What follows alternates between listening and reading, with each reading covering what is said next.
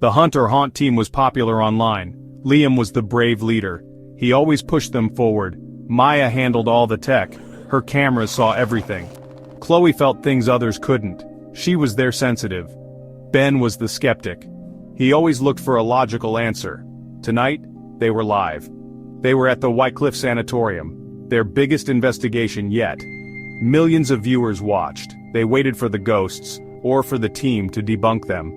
This night would be different. Very different. Wycliffe Sanatorium stood on a lonely hill. It overlooked the town, a place of sorrow, a place of pain. For decades, the sick and the dying filled its rooms. Whispers said terrible things happened there. Doctors performed strange experiments. Patients never left. Their spirits, people said, still roamed the halls. Local legends spoke of shadows. They spoke of cries in the night. No one went near Wycliffe after dark, until tonight. The team was ready, or so they thought. The drive to the sanatorium was quiet, too quiet. The building appeared suddenly. A dark shape against the fading light. It looked like a monster, waiting. "Welcome back, Haunters," Liam boomed, but his voice wavered slightly. Maya checked her live feed. The chat was already buzzing with nervous excitement. Chloe shivered, though the air was mild. She felt a heavy sadness. It pressed down on her. Ben just rolled his eyes. "Let's get this over with," he muttered. They set up their base camp in the old reception area. Dust lay thick on everything. Cobwebs hung like ghostly decorations. Liam gave the rundown for the viewers. He explained their plan. A systematic sweep of the building, floor by floor. Maya positioned static cameras. She checked audio levels. Ben tapped on walls looking for hidden wires. He was sure it was all a setup. Chloe stood apart. She stared down a long, dark corridor. Something was down there, watching them. She knew it. The investigation began slowly. Liam used his EMF meter. It beeped faintly near a boarded-up doorway. "Activity here, guys," he announced. He pulled out the spirit box. Static hissed, then faint whispers, too quiet to understand. Maya zoomed in with her camera. She tried to enhance the audio. Chloe closed her eyes. She said she felt a cold presence. A man, angry. "It's probably just the wind," Ben said, but his eyes kept darting around. He seemed less sure than usual. Ben tried hard to find rational explanations. A sudden cold spot was just a draft from a broken window. A distant creak was the old building settling. Maya's equipment, however, was behaving oddly. Brand new batteries in her main camera drained in minutes. "That's weird," she mumbled, swapping them out. These were fully charged. The audio feed crackled with interference. Not normal static. It sounded almost like breathing. Liam tried to ignore it. He called out. "Is anyone here with us? Can you give us a sign?" Suddenly, a loud crash echoed from the floor above. It sounded like furniture falling. Everyone jumped. "What was that?" Maya whispered, her camera pointed upwards. Ben looked spooked. "Okay, that wasn't the wind," he admitted.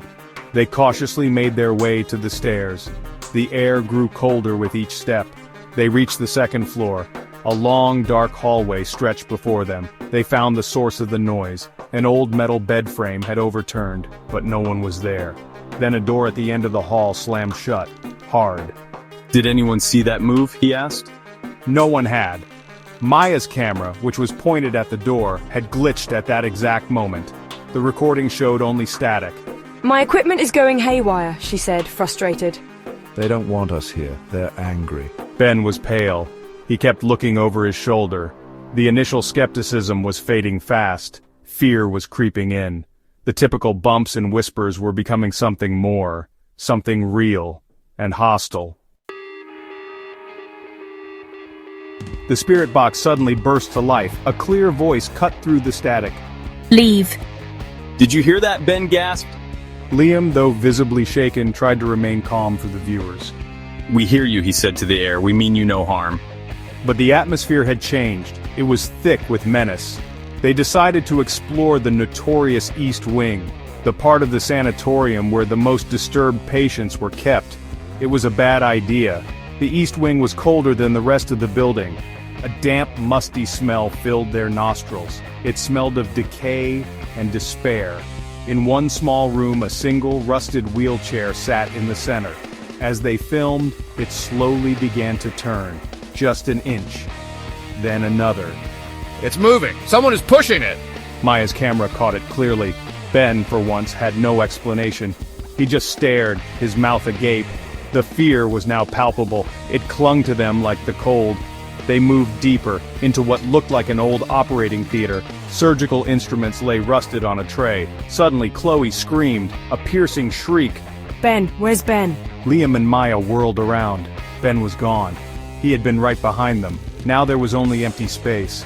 Ben! Liam yelled. His voice echoed.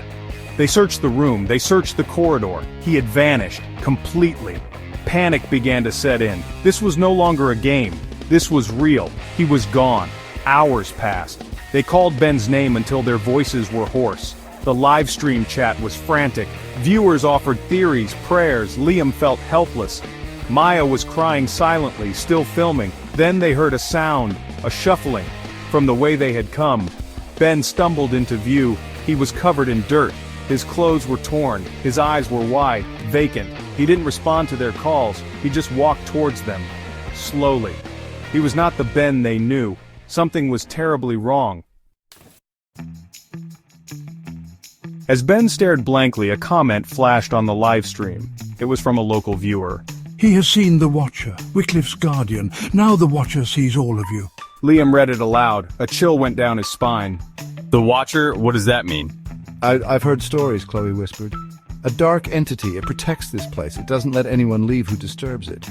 Ben made a strange gurgling sound. His head twitched. This was beyond any ghost hunt. Ben finally spoke.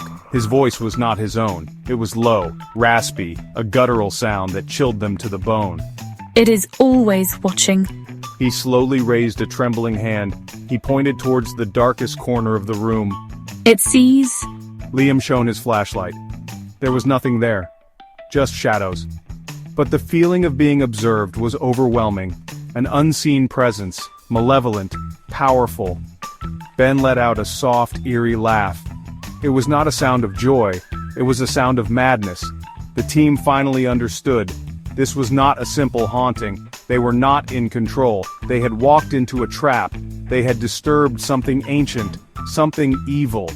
The equipment malfunctions, the voices, Ben's disappearance and strange return.